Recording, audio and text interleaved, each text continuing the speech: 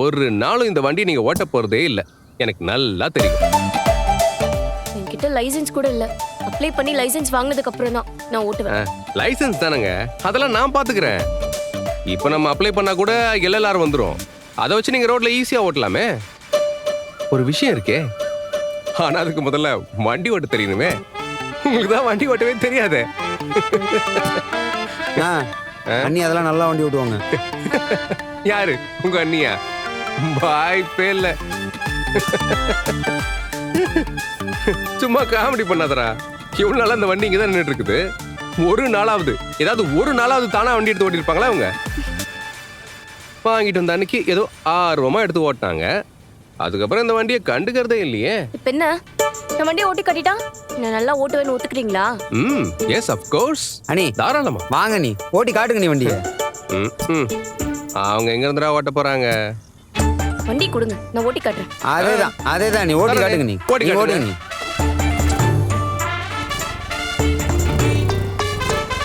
அதேதான் நீ. எஸ்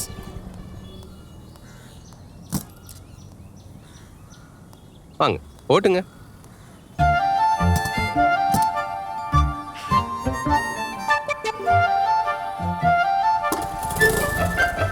என்னங்க பாக்குறீங்க? வண்டி ஓட்டுங்க.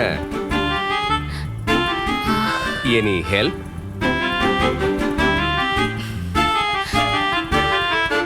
கொஞ்சம் பின்னாடி உட்கார்றீங்களா?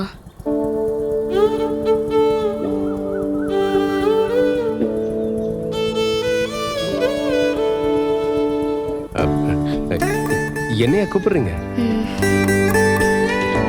அண்ணி நான் வேணா வந்து உட்காரவா? இல்லைண்ணா இங்க உட்காரவா? உங்களுக்கு டிஸ்டர்பன்ஸ் எதுவும் இல்லைல்ல? குன்றும் நான் உட்காரங்க. இது விட்டு எனக்கு வேற என்ன வேலை? நானே உட்கார்றேன். எனக்கு தனியா ஓட்ட கொஞ்சம் பயம், அதான். வேற ஒண்ணும் இல்ல. அதெல்லாம் ஒண்ணும் பிரச்சனை இல்லைங்க, நான் உட்கார்றேன். ஓகே. நீங்க கொண்டு போய் என்ன கீழே தள்ளி விட்டு எனக்கு கை கால் உடைஞ்சா கூட பரவாயில்லைங்க, ஒன்னும் பிரச்சனை இல்லைங்க. நான் உட்கார்றேங்க. நான் உட்கார்றேன். உட்காரவா?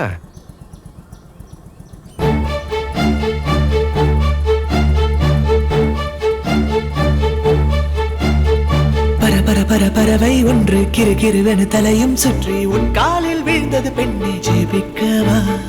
அது பறந்திட வானம் இல்லை, அது இருந்திட பூமியும் இல்லை, உன் மார்பில் கூடு கட்டி வளர்க்கவா?